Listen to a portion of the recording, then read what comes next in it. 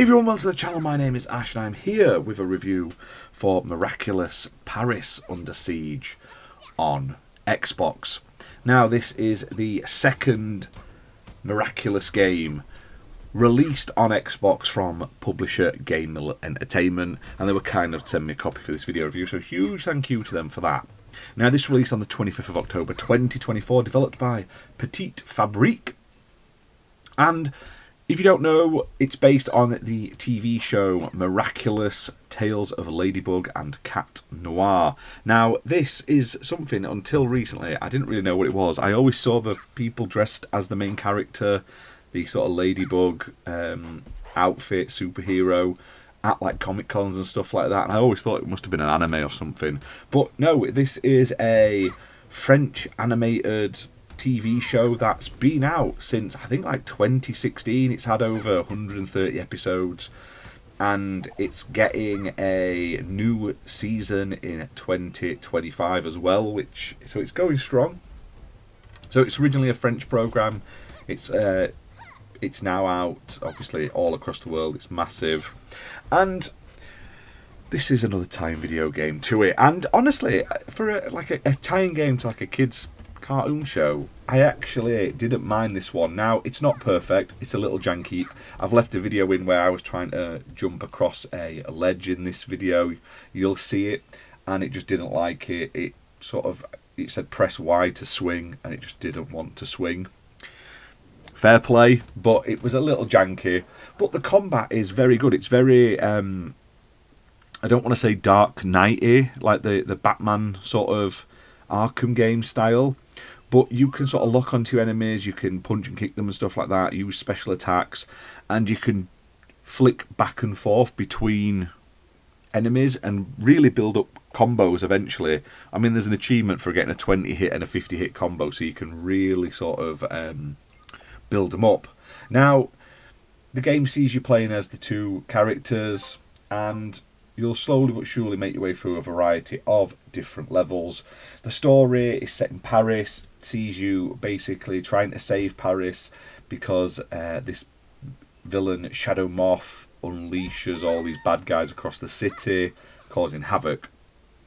Now, you can play as Ladybug or Cat Noir, and they both have their own sort of combat moves.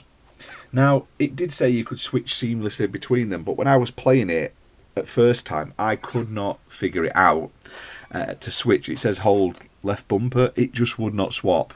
Now, I have played this with my daughter, and you can play it two-player, which is nice, in co-op, which I thought was really cool. You both play one of the characters. And you'll pick up, like, little blue orbs, or different coloured orbs. Each one is probably worth more, but at the end of the level you can spend these orbs you've collected on upgrading your character's abilities and stuff like that, which I thought was really cool. Now, you can also change your outfits and your special ability sort of style in your house in between different levels at different times in the game, which is nice. Each level you get starred rating depending on how well you do, how quick you do it, all that sort of stuff. You collect everything, all that sort of jazz. So there's a bit of replayability there as well. Combat's quite fun. There's also a whole host of enemies to fight and like boss battles to have and stuff. It features a lot of characters that are apparently from the TV show. I've never watched it, so I'm not going to pretend I know.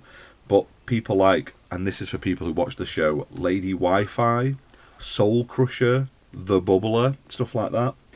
And you also do a lot of platforming in this game. There's swinging, rail sliding, wall jumping, all that sort of stuff to get around. I like that you can upgrade your character, your health and everything in between it. And honestly, it's not bad. And on Xbox, it's an Xbox Play Anywhere game. So if you buy it digitally, you can play it on Xbox One, Series X and S consoles, or PC. So if you want a fun little game to play with your kids in co-op, that's actually got semi-decent combat. Like I say, I was actually enjoying the combat. I think the platforming is a little hit and miss. Some of the sections, I think the camera is a bit janky because it goes from being like third person and then you'll end up in like side-scrolling sections where you'll go like underground in subways and stuff like that. And the sort of camera angle shifts. doesn't always work particularly great, but the game itself is pretty fun. Now, on Xbox, this is normally $39.99, and there's usually a digital deluxe edition at $49.99, which includes a deluxe pack.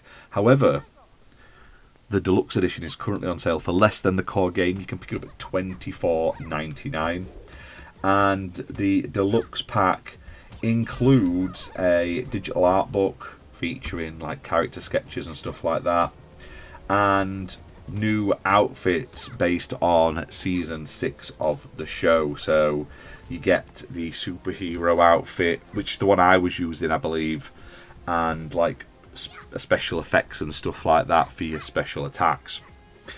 So I don't know whether that's worth a whole £10 extra normally, but while that special edition is much cheaper than the core game, you may as well pick that one up. I've not played the previous one. I might try and get that as well if I can find it in a sale, because honestly, for a platforming game that I can play with my daughter, it's not bad, and the combat, like I say, is the best bit in the game. So for fans of the TV show, definitely check this one out.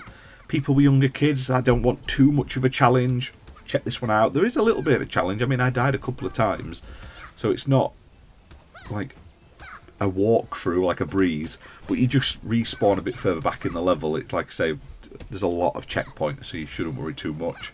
There's a lot of sort of set piecey bits as well, which was nice, and all in all, a fun little game. So hit that like button, guys, hit subscribe, and I'll see you soon for more gaming content. Thanks for watching.